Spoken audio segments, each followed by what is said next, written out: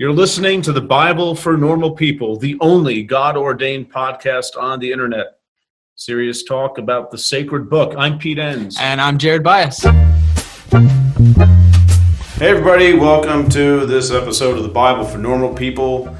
And our guest is Jon D. Levenson. And we're going to talk about resurrection in the Hebrew Bible, which is, it sounds maybe odd, like where is resurrection? I thought that was just a Christian thing, but he's written a couple books about this, and he's just a fascinating guy. He is the Albert A. List as an endowed professorship of Jewish studies at Harvard University. He's been there since 1988 rather.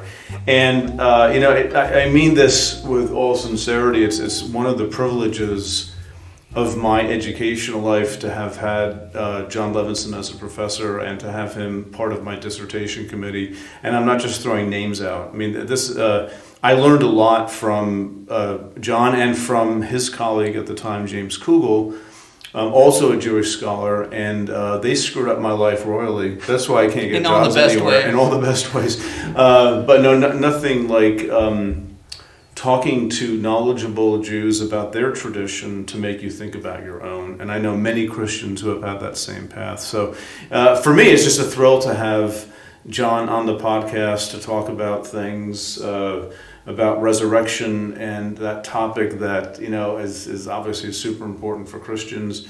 And that's how about you, Jared? Have you ever heard of this guy? I have, because of Pete. I mentioned at the beginning of the podcast, but Pete was trying to get out of some work whenever I had him as a professor, and ended up reading most everything that Jon's written, and it probably was, again, not to overstate it, but I think it was his work that really made me interested in the Hebrew Bible entirely. I mean, his books were just amazing and interesting, and he went down nooks and crannies of the Hebrew Bible in just this carefree way. You could tell, and you'll see on the podcast, just how robust his knowledge of the Hebrew Bible is. He's flipping back and forth between Hebrew and English like it's nothing.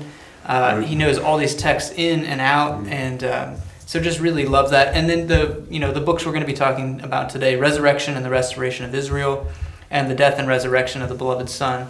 Just both tremendous texts. I mean, everything he wrote was just really good. Well, and just one last thing, that I have found really, unique is probably an overstatement, but one thing that attracted me, especially after I left school and started thinking on my own about stuff, how good Jon is at bringing together Jewish tradition, the theological, let's say, message of the Hebrew Bible, but also historical critical scholarship. And those three things are sort of working together. And I realized one day that that's sort of what I do from a Christian point of view. And I didn't get that out of nowhere. That was modeled for me without even realizing what it was doing. It's, the Christian tradition, but how historical criticism informs how we look at that tradition theologically. And those three things are always in this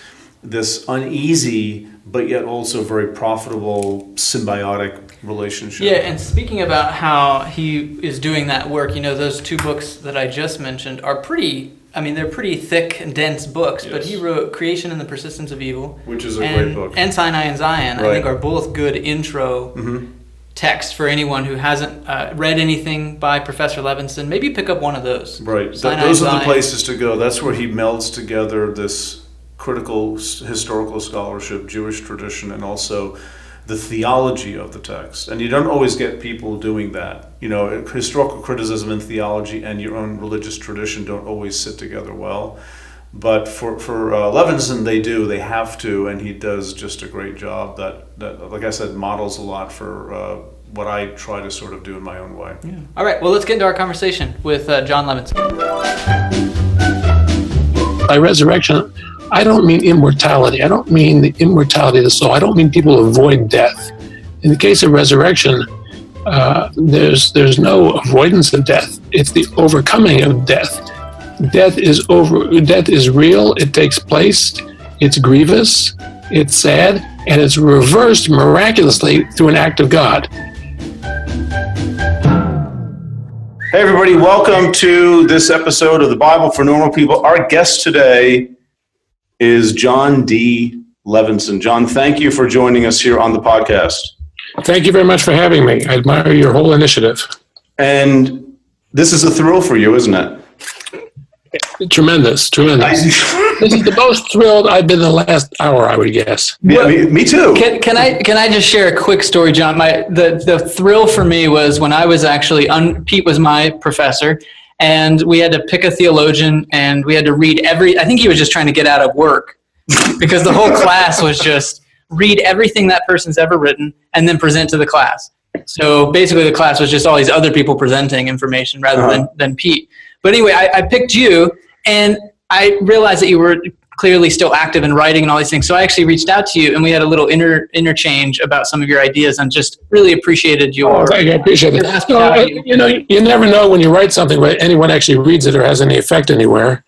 Yeah. Well, I read all of it because Pete made me. So. Well, that's a good sign for somebody. Maybe I don't know whether it's he or you or me. But the truth is that you put a book out there in the world, you have no idea who's reading it, what effect it might have. So I'm honored that both of you were that interested in it. Oh, absolutely. Well, so I have the first question, the big question I have for you is, I got to Harvard in 1989, and you were one of my professors. Do you remember that? Yeah, I remember that. I remember I came the year before.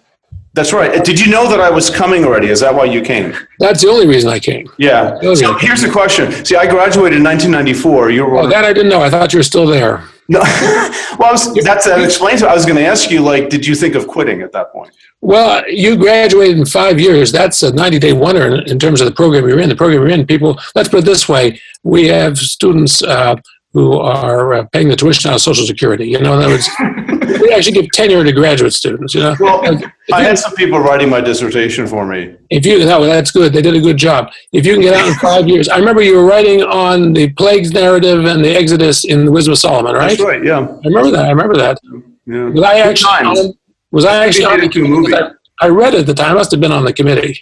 You were. Yeah. You were the second reader. James. It was quite good. That was quite good. Yeah. But really, joking aside, 5 years is fast. Many people in the same program, if Jared knows this, many people in the same program take 10, 12, 13 years. Wow. I was motivated. Yeah, good. I had a family. That makes a difference. Yeah, it does make a difference. So. All right, enough about Pete and his family. Let's talk more about me. Jump into this topic. Okay, hey, listen. Okay, here's why you're here with us today, to talk about resurrection in the Hebrew Bible, which is probably a foreign concept for a lot of the listeners of this podcast and a lot of Christians that I know. I mean, resurrection is sort of a big deal for Christianity. If you haven't noticed that, if your research hasn't taken you that far, resurrection is sort of a big deal. Yeah, that's what I've read. In fact, I think I read it in a book I wrote. Several books. Well, see, that's my point. See, you've written a couple of books with the word resurrection in the title, and I've read them both more than once. They're fascinating. They made me think a lot. And I thought it'd be sort of fun to share with our listeners, what role, I didn't even have to ask the question, what role does resurrection play in the Old Testament? What does it even mean? Resurrection is a big deal for Christianity. How does it filter into Judaism? Let's say, after the Second Temple period and Rabbinic Judaism, things like this. It's such a central issue that Christians talk about and live and die over. But, But we don't often associate it with the Old Testament. We don't, or people try to find proof texts in the Old Testament for why Jesus had to rise from the dead, and I keep telling them they're not there. Not really. Yeah, I should just say parenthetically, I'm never impressed with arguments about how God had to do this or that in order to secure his goals. I don't know who determines what God has to do. If he violates those rules, who's going to hold him to it? In other words, I think a lot of these arguments people make about God had to do it this way, not that way, really are underestimating divine omnipotence.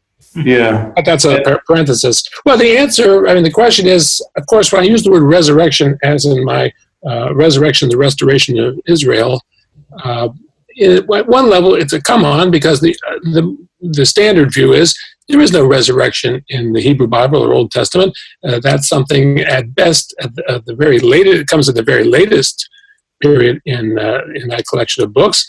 and is a post-biblical phenomenon. And that often goes along with the idea that it's a foreign phenomenon. It comes in from Zoroastrianism. It comes in from the Greeks, who really didn't have it.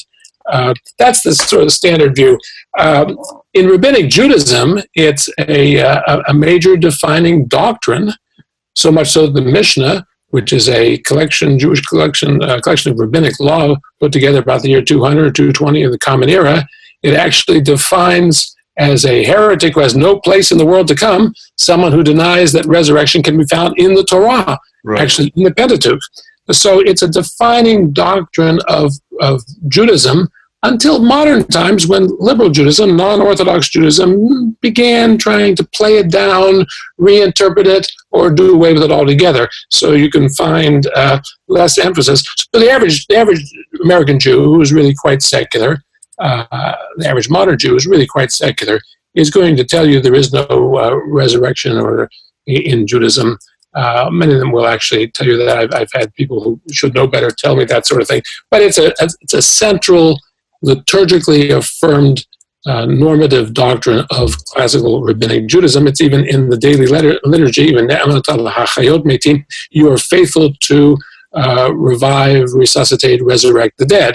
That's actually said by the traditional observant Jew a couple times a day. So my question always is, with a lot of my research, well, what is it? How do you move from this biblical material to this rabbinic material? And I think the standard answer that says, no, it comes in later, it comes in through Zoroastrianism, it's a foreign thing, it comes in response to a particular crisis, namely the death of innocent martyrs in the time of the Maccabees. All that I find a little simplistic. The more I looked into it, the more I realized there is a promise of life throughout the Hebrew Bible. There is a promise of life, life for those who are faithful to God, life for those who fulfill his covenant, life for those who are faithful and in fulfilling the commandments of the suzerain deity. This life for those in a book like Proverbs who follow the paths of wisdom, who walk in the pathways of wisdom. So you have a promise of life, and then you have something else which I call the fact of death. The fact is that people die, that they are mortal, they die. On the other hand, there is a divine rhetoric of life. And then there are also cases in the Bible in which God does resurrect people from the dead. In some cases, like Enoch in Genesis 5, or Elijah in whatever it is, Second Kings 2, I think it is. The person seems to avoid death. Seems conceivably can be interpreted to have avoided death. There are other cases, though, where God brings people back from the dead. And I'm thinking about Elijah and Elisha, and really 3 episodes in the Elijah-Elisha narrative where somebody is actually brought back from the dead. I think of hymnic assertions, such as in the Song of Moses in Deuteronomy 32, or in the Song of Hannah in 1 Samuel 2, where the statement is made, God brings up from Sheol, he brings people up from the netherworld. He kills, and also he brings to life. So there was always a faith and a confidence in God's capacity to reverse death, along with a belief that mortality is the normal human condition. So to me, those two things both have to be brought into the equation. You can't just say, oh, people died, that was the end of it. That's not looking at the theology which affirms God's power over death and affirms that God has promised life to those who are faithful to him and carry out his commandments. That struck me as one of the key dynamics that the standard view did not take into account. And so I began to think, well, if you look at that, then things become more complicated. You look at that, now you begin to realize that the view of life and death is a little more complicated in the Hebrew Bible than people usually think. For example, there does seem to be there is a promise of, and a fulfilled promise of immortality. It's immortality to the human race in the covenant with Noah in Genesis 9. A continuation, a promise of continuation, a Brit Olam, an eternal covenant, perhaps an unconditional covenant, a promissory covenant made with Abraham about the descendants of Abraham, Jacob, and Abraham, Isaac, and Jacob, The people of Israel are promised continuation. There are promises that overcome sin and overcome the whatever else might cause death, like the promise to David that cannot cancel the dynastic ownership of the throne by the house of David. An individual Davidic king may sin and be punished, but there is an unconditional promise. All that strikes me as complicating the standard image that says, "Oh, people die." End of subject. And there's one other thing that I think complicates the matter considerably, and that is the standard view is when you died in the Hebrew Bible, you went to Sheol. You went to this underworld. Sheol, usually transliterated into English. Mm-hmm. You die and you go. Everybody goes to Sheol, which is a dank, dark netherworld, unconnected to God, where God is unavailable, a miserable place where people don't praise God. Now, I'm not the first scholar to say this, but I think that's an overgeneralization. Do you mean to tell me that when the author describes the death of somebody like Abraham in Genesis 25, or Job in Job 42, they describe the person as old and contented and filled up with life, and then he dies at a ripe old age after seeing his descendants to the third or fourth generation? Do you mean to tell me the author writing that actually thinks the person about whom he's writing is right now, as he writes it, in some dark, dank, miserable netherworld? I don't think so. I think there is the language of Sheol, and certain people go to Sheol, they go to the netherworld. And then there's the language of, what should we call it, lying with one's fathers, sleeping with one's fathers, being buried with one's family, that defines what I would call a fortunate death. There's already a difference in how people die. I think those who die, who goes to Sheol? Those who go to Sheol are those who who die prematurely, die brokenhearted, die without descendants, or die violently, die outside the grace of God, die being punished by God, die without proper burial. They go to Sheol. It's not exactly the same thing, let's say, as Christian hell, because you can go there. I don't recommend you do, but you can go there. Well, maybe by the end of the interview, I will recommend that. You can go there without having sinned. You don't say sin if you broken heart. Jacob thinks he's going to go there when he thinks Joseph is dead at the end of Genesis 37. It doesn't mean he's sinned. He's brokenhearted. He's lost a descendant. He's lost a chance for continuation. Mm-hmm. He will go to Sheol. That's what he thinks. And then his spirit returns to him, and life returns to him when he finds out Joseph is alive a couple of chapters later. That's one possibility. And that's who goes there. But other people, and I gave Abraham and Job as the examples, live a fulfilled life. And there's no language, the language of sleeping with your fathers and so forth doesn't mix with the language of Sheol. I don't think they thought everybody who died in the unfortunate circumstances of those who go to Sheol. I think there's already a differentiation. It's not the differentiation of heaven and hell and resurrection of the dead, and one is sent one place, one is sent the other place that you have in Daniel 12 and other places like that in the Hebrew Bible and in Jewish apocalyptic and early Christian literature and so on and so on. But there is a differentiation there.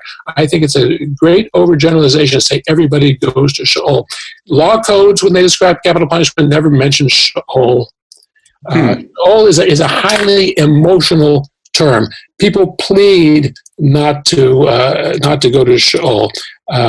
Sheol comes up primarily in poetry, and it's in some cases, by the way, in the poetry, in some cases in the Psalms, people claim to be or have confidence claim to have been brought back by God from Sheol, or plead with God to do that, or express confidence that God will not send them to Sheol.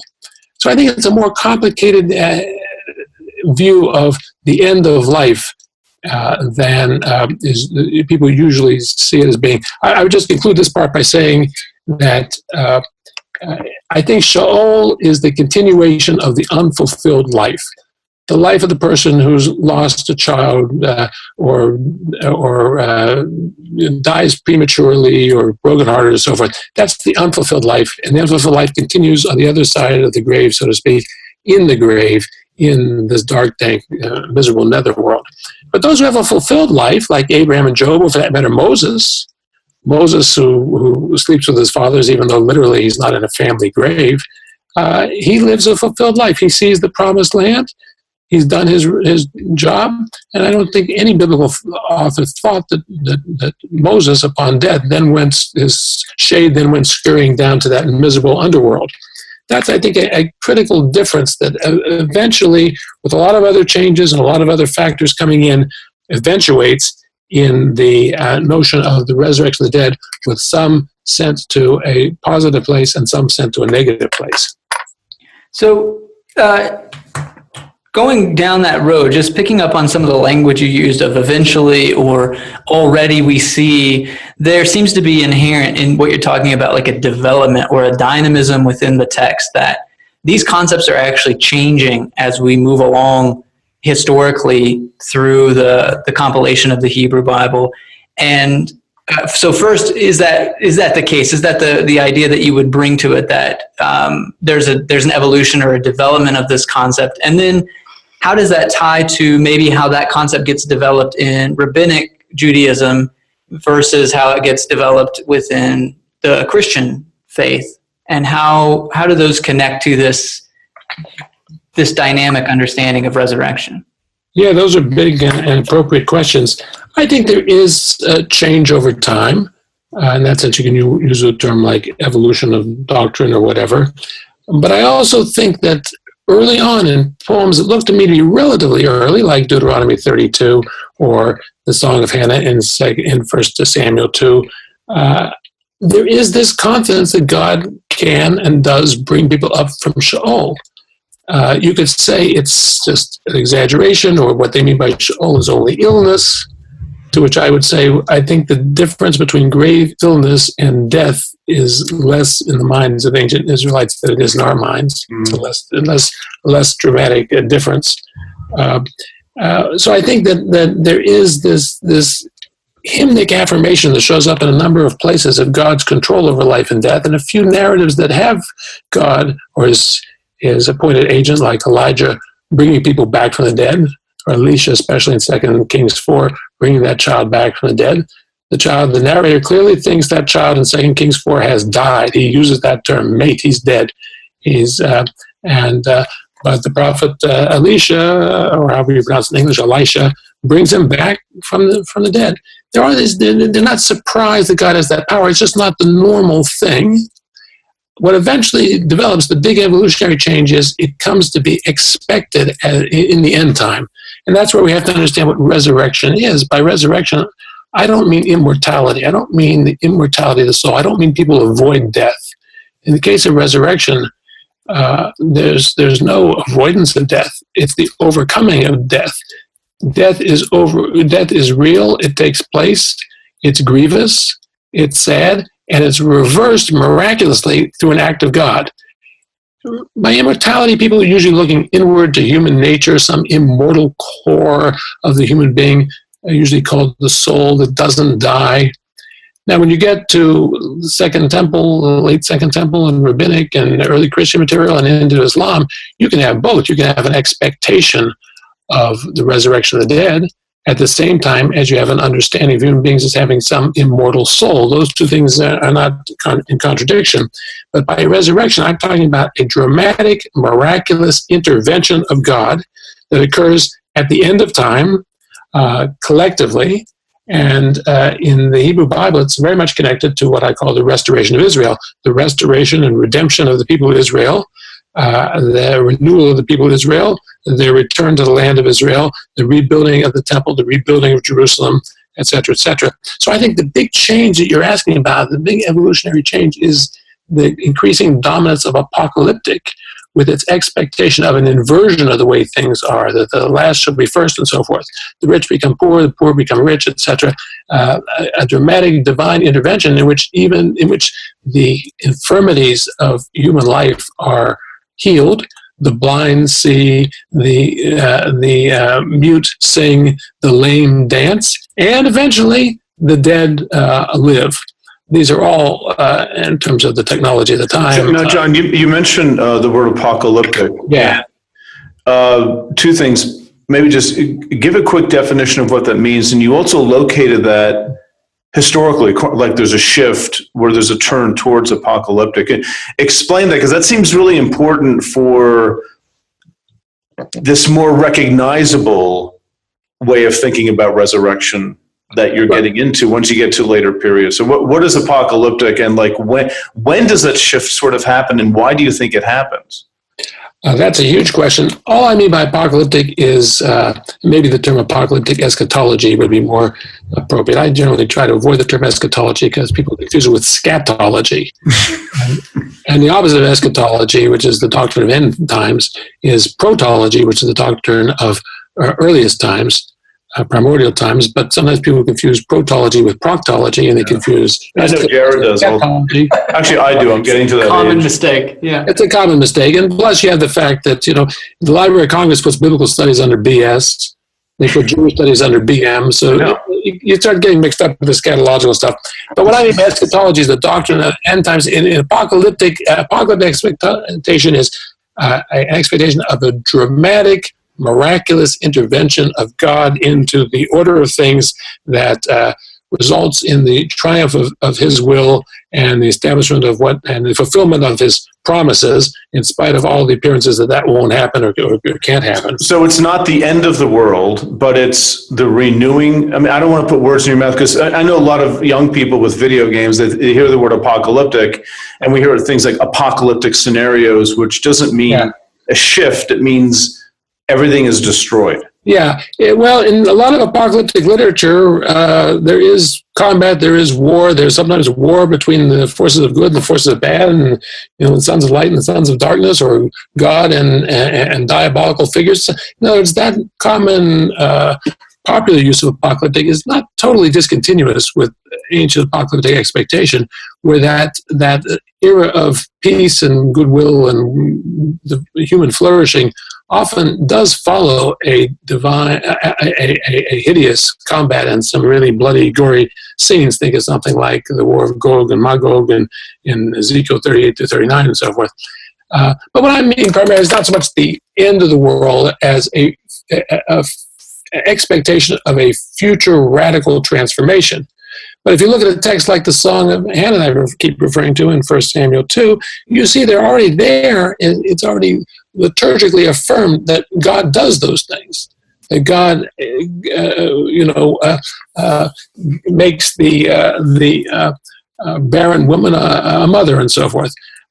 So at a certain point, I would guess 6th, 5th century BCE, this becomes increasingly dominant. For whatever reason, it becomes increasingly dominant. It's not the only form of Jewish literature. Not everybody necessarily believes in it or walks around expecting this, but there's a significant amount of literature from that period in which there is this expectation of a dramatic inversion of things and a healing of infirmities and a vindication of those faithful to God and a vindication of God's justice and power, which have been very much in doubt for a long time, largely because of the exile and the absence of Jewish sovereignty and so forth and so on.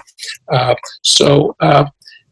think that I think that the resurrection of the dead grows out of that apocalyptic eschatology, that expectation at the end of times there will be an inversion of things such that the infirmities are healed. And one of the infirmities that's healed, I think, is death itself. And there's that long-standing promise of life collectively to the Jewish people, promise of life to those who walk in the paths of righteousness or of wisdom, that finally will become the empirical reality, which it hasn't been up to now, through this expectation. So that's what I mean really by resurrection. And that's not too dissimilar from like echoes of Paul, right? Who was Jewish, by the way. Right, I mean, death is the enemy that's defeated, and that's not unique Christian language. I think definitely not. I think it was I believe Swiss New Testament scholar Ernst Käsemann who said that apocalyptic is the mother of all Christian theology. I think that's true. I would just add one adjective there. I would say Jewish apocalyptic is the mother, at least of about 95% of New Testament theology. Right. I think people who talk about the historical Jesus today, or people talk about Paul, see this apocalyptic eschatology suffusing the early Christian movement. So however else Paul may have differed from some of the forms of Judaism of his time, there he certainly fits in with the Jewish perspective. I have to say, though, that they say in Israel, show me 2 Jews, I'll show you 3 political parties. I'm not sure I totally agree with that. But you can't just say, well, all Jews were walking around expecting an apocalyptic event.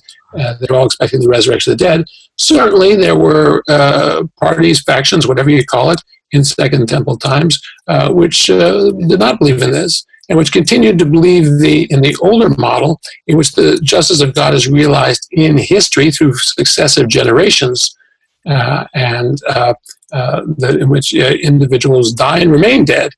And I think Ben Sira, the wisdom of sometimes called Sirach or Ecclesiasticus in Catholic circles, is an example of a book that does not have a belief in the resurrection of the dead. Kohelet or Ecclesiastes is a book that I think probably knows of such expectation and doesn't believe in it. Doesn't believe in it, right? Doesn't believe in it. It's the same thing over and over again.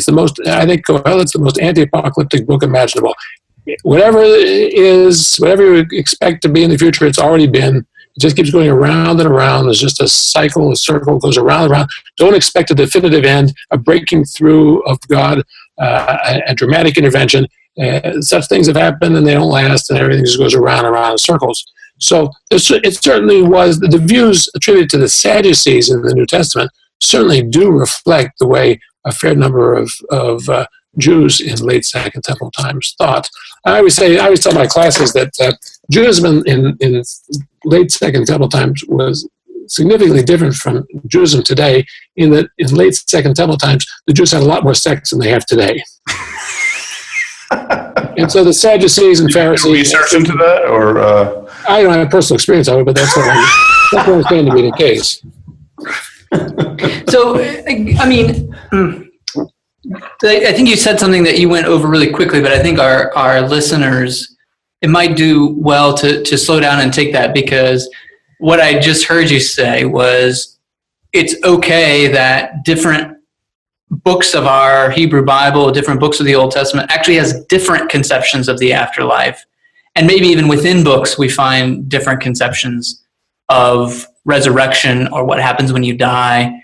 And I just think that's important to state, because I think a lot of people, that'll be a new idea, that the Bible can say different things about death and what happens after. Yeah, that's absolutely right. It says different things. So the rabbis, for example, as I mentioned earlier, have this notion, at least in one version, they actually say a person who denies that the resurrection of the dead, Techiyat HaMetim, is in the Torah, in the Pentateuch, in the first 5 books, has no place in the world to come, which of course is a wonderful turn of phrase.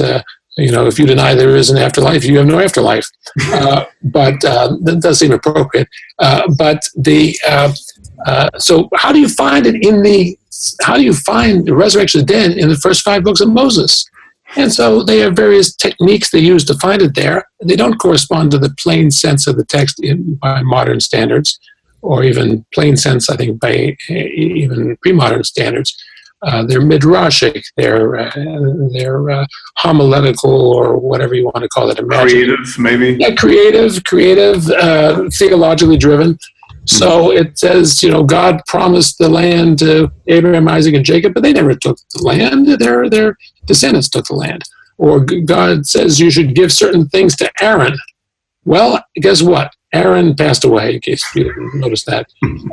But when they say that, I think in my book, Resurrection, the Restoration of Israel, I have a whole section on this.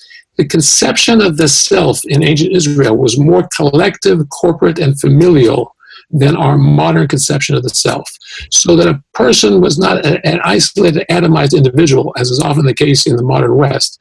A person was embedded in a family, and a promise to an ancestor could be totally fulfilled with nothing outstanding by being brought about for the descendant of Aaron, the Kohen, the priest, the hereditary priest from the house of Aaron, or by the Jewish people descended from Abraham, Isaac, and Jacob, even though they're long gone. So that, I think, makes a critical difference. To the rabbis, though, eager to find this apocalyptic expectation of a future resurrection in the Bible, those texts that talk about what you have to do in the future for these people who have passed away, that to them is proof of the resurrection of the dead. Even in Exodus 15:1, it says, Az Yashir Moshe, and God, Moses and the Israelites sang this song, right? The song at the sea in Exodus 15. And they look at this Az Yashir and they interpret it in terms of the grammar of the time when they're writing or speaking, teaching Rabbinic Hebrew. And they say, well, Yashir, that's future tense. You ask an Israeli today, so Yashir means he will sing. Moses will sing that. How come Moses will sing that?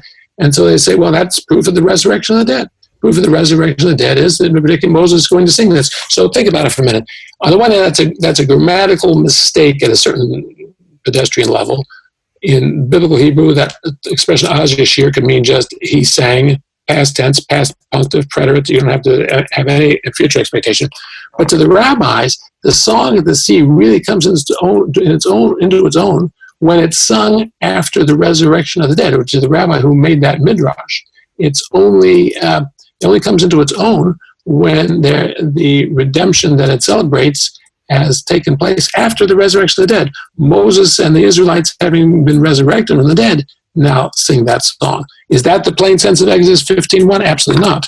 On the other hand, it is a very theologically productive notion, and it shows you how embedded this expectation of a future resurrection was in classical Talmudic Judaism. Well, I mean, it reminds me of Jesus' argument, I think, what is it, Luke 20, I think, where he's arguing with the Sadducees about the resurrection, and he appeals to Exodus 3:6, I'm the God of Abraham, Isaac, and Jacob, and it's as, quote, proof for resurrection. And, we talk about that in some of my classes with my undergrads, and they say, what do you think about that? And I say, well, I don't know what to think. And I said, well, Luke says the crowd loved it. They thought it was a really good argument. Right. No, that's right, because Abraham, Isaac, and Jacob are in some sense alive. Now, maybe they think that has to do with immortality, is like going to the bosom of Abraham and so on. Maybe they think that they're still alive in the presence of God somehow, or they expect them to be resurrected from the dead. But the fact, death does not, clearly in a text like that, death does not have the finality it has today. So that would be a New Testament example of the sort of midrash, the sort of interpretation I'm talking about. It's not the plain sense of the verses in Exodus 3. On the other hand, it is very, very theologically productive in both the case of Judaism. And again, to make the point, I think to underscore this for maybe our listeners, Jesus saying that it's pre-rabbinic Judaism. Right. So there's something already in the air, unless we want to assume that Jesus is absolutely unique in something. He's the first one to sort of connect resurrection to Torah, which is unlikely. He's probably part of a tradition, but this has been thought about and going on since, pre-Christian times, I guess. Yeah, we don't really know exactly when people decided that the resurrection of the dead has to have been in the Torah, or at least you could find it in the Torah. It's hard to get a date on it, but I would feel very confident it's well before the first century of the Common Era. In other words, I think you can look in Daniel 12, you have an expectation of resurrection of the dead, which picks up in certain language, older language in the Hebrew Bible. You can look at Enoch literature in towards the end of the 3rd century BC, or you can find in the same sort of expectation there. So I think among those who believed in it, who believed in the resurrection, I think they did think it was in continuity with the Scripture, with the Torah, with the Pentateuch, and therefore I'm not surprised that the crowd loved it. It's not plain sense, but here's a point your listeners need to reckon with. We all need to reckon with. Nobody in the first century thought in terms of anything like what we mean by plain sense. Nobody interpreted the Bible according to the canons of plain sense, either historical criticism or some other pre-modern notion of a narrow contextual, historical, grammatical sense of Scripture. That's just a development from the Middle Ages and beyond. It just didn't exist in any community in antiquity. Mm-hmm. Well, I think we mentioned earlier, if not, it's certainly true. You wrote another book with resurrection in the title, Death and Resurrection of the Beloved Son. Maybe, can you in that book, I believe I mentioned, I may have mentioned Kierkegaard. So at this point, would you mind if I took a leak of faith? Yes. Yes, go ahead. I'll be like, don't hang up. I'll be back in 90 seconds, maybe less. Great. All right, I'm back now. I just have to. We're back now. Okay, we're going to delete that 40 minutes. Oh, good. There was nothing significant anyway. No, the 40-minute break you just took. Yeah. Oh, I see. Okay, that's fine. That's better. When you get older, it gets harder. Plus, So let me ask that question again. Yes. So you have this book, Death and Resurrection of the Beloved Son, and so it also clearly through the word resurrection ties in some way with what we're talking about. So just what's your main argument in that book, and how does that tie to what we've been talking about so far as it relates to resurrection? That book began when I used to teach 30-some years ago at the University of Chicago Divinity School. And I was teaching a seminar on the Joseph story. And it occurred to me that there is this theme that runs throughout Genesis and elsewhere in the Hebrew Bible, and becomes especially prominent in Second Temple and Rabbinic Judaism and early Christianity. I'm talking about the theme of a son who is chosen, maybe an unlikely choice, maybe a younger son or whatever, who meets with a father's favor. It's like Jacob loving, and that's the term that's actually used, Jacob loving Joseph, that is to say, preferring Joseph over his brothers and investing him with what's usually translates the coat of many colors, the Ketonot Pasim. The story goes like this, that the son is chosen. The son is given a especially high status, beloved by his father, and then seems to be lost, seems to be dead. There seems to be a separation between the two. You don't expect the son to come back. He pays enormous price for that special status. But then in the end, he comes back. Jacob returns after being in exile because his brother Esau wants to kill him. Joseph returns. The best example of it, I think, is Genesis 22, what in Hebrew we call the Akedah, or the Akedat Yitzchak, the binding of Isaac. Christians often call it the sacrifice of Isaac. And there you have not just that it looks as though the son will die, but the son will die in the hands of his father, reverently and obediently, offering his son back to God in accordance with God's command to sacrifice his son. And at the last minute, there's an intervention, and this doesn't happen. In the previous chapter, Genesis 21, at the last minute, there was an intervention in the case of Ishmael, who's not the favored son. And he too is restored. Angelic intervention at the last minute before the child dies, and he's restored. This seems to be a very general pattern. I think the New Testament story of Jesus is picking up on that pattern and developing in its own direction. I think that Jesus, the son of Joseph, is very much thought of in terms of this particular pattern of the chosen, beloved son who incurs the enmity, especially the enmity of the other brothers, the enmity of the unchosen, and who nonetheless, and who in that case endures actual death, and then in fact is brought back through a resurrection. Of course, in the New Testament, this is then connected to the expectation of an apocalyptic resurrection, a general resurrection of the dead at the end of the time, which we've been talking about. So those two themes, I think, have a lot in common with each other, namely death or parent death overcome.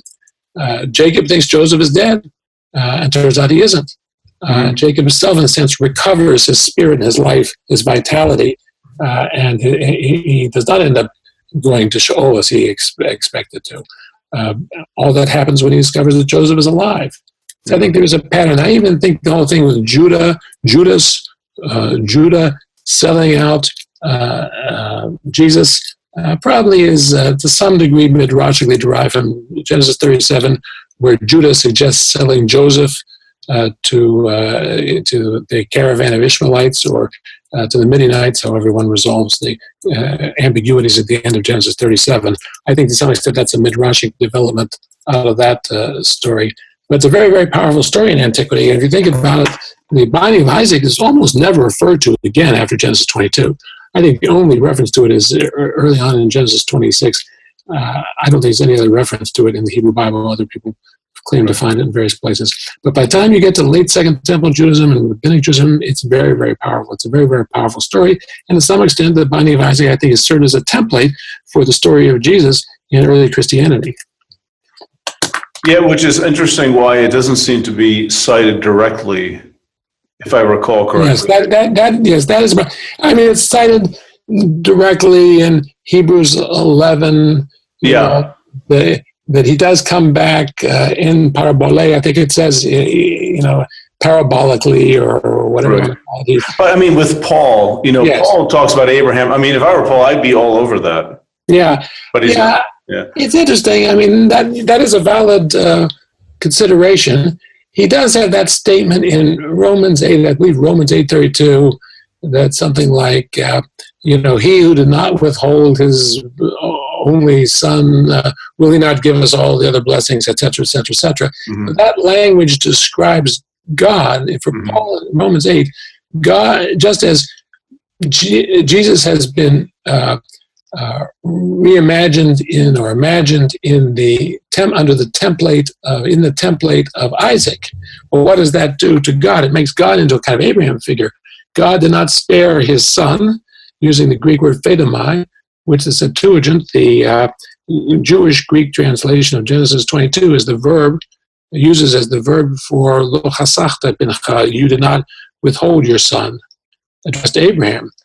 God, in other words, is revisioned as a kind of Abraham figure in Romans 8, just as Jesus is revisioned or envisioned as a kind of Isaac figure. So I think there is a subtle allusion in that text and maybe elsewhere to the binding of Isaac. But you're right; it's not as explicit as you would expect.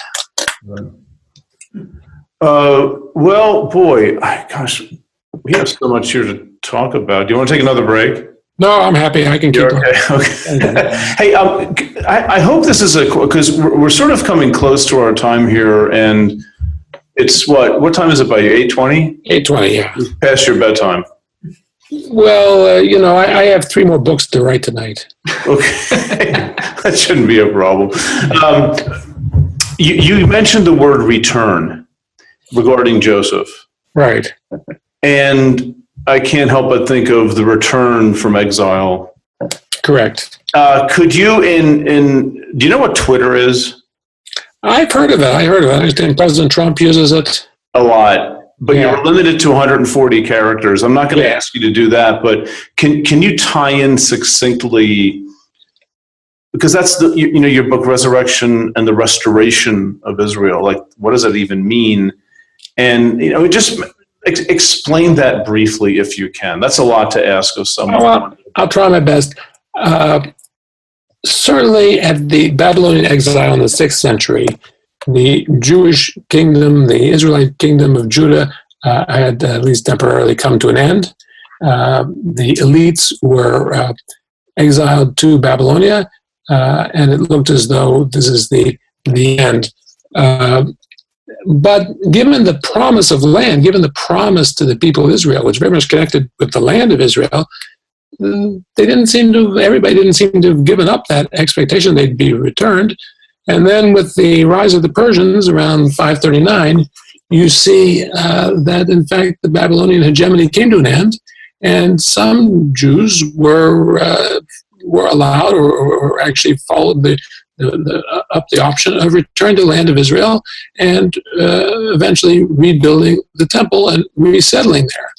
So you could say in that period, you did have a kind of national restoration.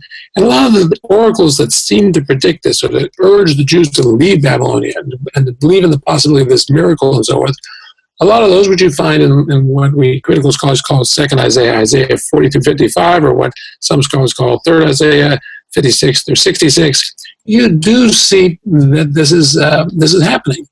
that they, in fact, that there is this belief that everything has been reversed. Exile has now become repatriation. They're coming back. And exile is death. And exile is associated with death, with punishment, with separation from God. But all those things are now being overcome, being reversed miraculously, unexpectedly, or naturally, I should say, unexpectedly, expected only through faith, through faith in the divine promise that had seemed so totally discredited. All these things now are actually being, those horrible conditions are being reversed. And I think that connects with this apocalyptic eschatology that I talked about. I think there's something proto-apocalyptic or whatever in 2nd Isaiah and in much of Ezekiel, much of the literature of 6th century and late 6th century BCE. So I think that does connect to eventually to this theme of resurrection of the dead. There's a national restoration. Ezekiel in chapter 37 has a vision. He describes it as a vision of the valley of the dry bones, which is a vision of national restoration. It's not a vision of individual resurrection. It's certainly not a vision of immortality of the soul or anything like that.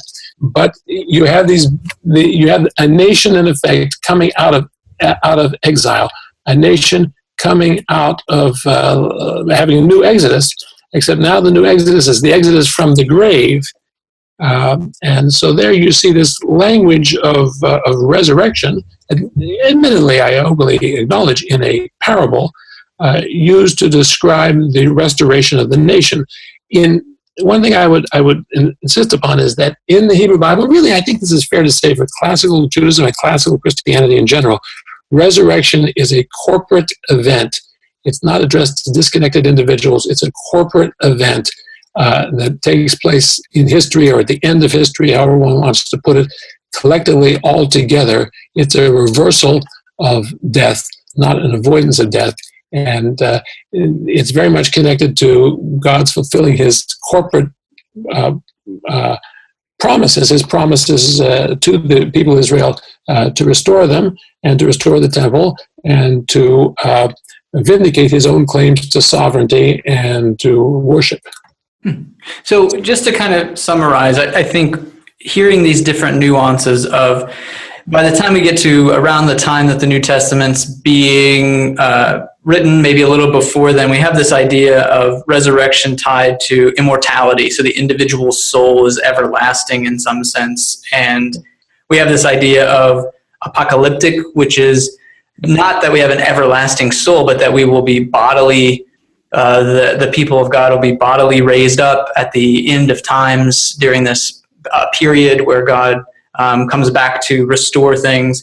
And then there's this third sense of like the corporate restoration or transformation of Israel, and maybe even tied to that, the idea of the restoration or resurrection within a family line. So right. that you are living on in your family line. And would it be fair to say that would it be really clear to distinguish between each of these senses at that time where they're starting to kind of commingle? And when you're reading these texts, are you able to tell which one they're talking about? It depends what text you're talking about, but I think those are all different images, different refractions of the same larger reality. I wouldn't take any of them terribly literally. I certainly wouldn't set them in opposition to each other. I think they commingle, as you put it very well, to a very high degree. And distinguish between them radically, I think, would not work. I think that they are, as I say, refractions of the same overall expectation, often expressed in poetry, often using language of mythology and poetry to express something that really shouldn't be allowed to harden into a propositional doctrine, but there's a doctrinal aspect to it. It is an expectation of something that will happen that does define these communities early on. So the Mishnah says, well, the Jew who denies this, in some sense, is out of that community. He's denied his places in the world to come, his portion in the world to come. You can see that it's an important idea, but I don't think it can be separated from matters like the death and resurrection of the beloved Son, family restoration, historical restoration, the vindication of God's good name as he fulfills his promises to the Jewish people the restoration of the Jewish people in the land of Israel, the rebuilding of Jerusalem. These things all cohere. It's very hard it's I think unrealistic to try to put them asunder from each other. Mm-hmm. Well, John, sadly, we're coming to the end of the age. Oh, good. Has the resurrection of the dead happened? It's already started? I just haven't noted. We're going to find out if it's real or not. But I guess just in closing here, first of all, thank you very much for being here with us. We had a wonderful time. Normally, we would ask people where can they find you on the internet, but you don't do that. No, I'm very low tech. I only recently found out I could use my AM radio in the afternoon. Oh, good for you. That's wonderful. Yeah, okay, you can. It's mislabeled. Just don't put it next to you in the bathtub. Oh, that could be a problem. Afternoon, evening, anytime. Don't do that. But yeah. How about this? Are you working on any books at this point or any projects? Well, I had out about a year and a half or almost 2 years ago a book that you were kind enough to write about, and namely The Love of God. Right. So since then, I've been playing around with some ideas about the history of the Sabbath. Oh. And I tell my friends I'm working on the Sabbath. I think you pick topics just that make for good jokes. They make for good jokes, yeah. But I don't have any particularly overwhelming insight on that subject as yet. I'm doing it. Well, I'm sure it'll be brewing, and when it comes out, it'll be wonderful to read. So yeah, I don't know, but I certainly enjoyed talking to you. You're really a couple of expert readers of not only my work, but more importantly, the Bible itself. I appreciate very much your questions and the conversation. Thank you. We're doing our best on our end, so you keep it up on yours. Well, I really appreciate your whole podcast. They're very, very good. Thank you, John. Thanks so much, and blessings, and it was good to talk with you again. Likewise. Be well. Bye. Thanks again, everyone, for joining us for this episode. We would encourage you to, even though John doesn't have much of a presence online. He doesn't know what online is. Right. Dagnabbit. Back in my day. Anyway.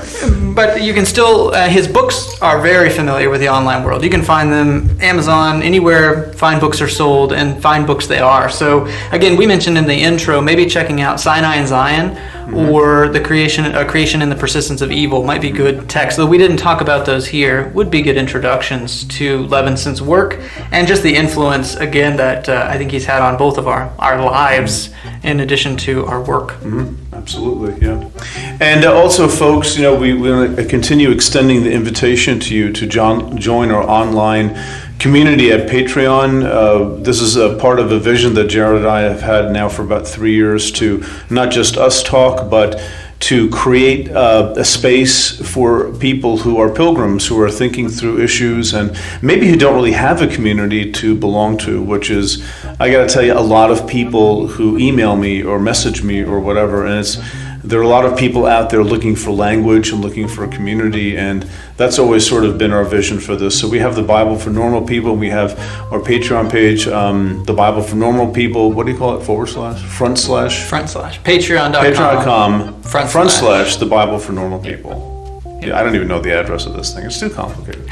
But and support us. And there's content available there for people who are members for as little as $1 a month. And we appreciate it. It gives us a chance to keep doing the kinds of things that we want to do to build this community. And it's a privilege for us to do that. And it's a privilege to have you all be a part of that. So thank you very much.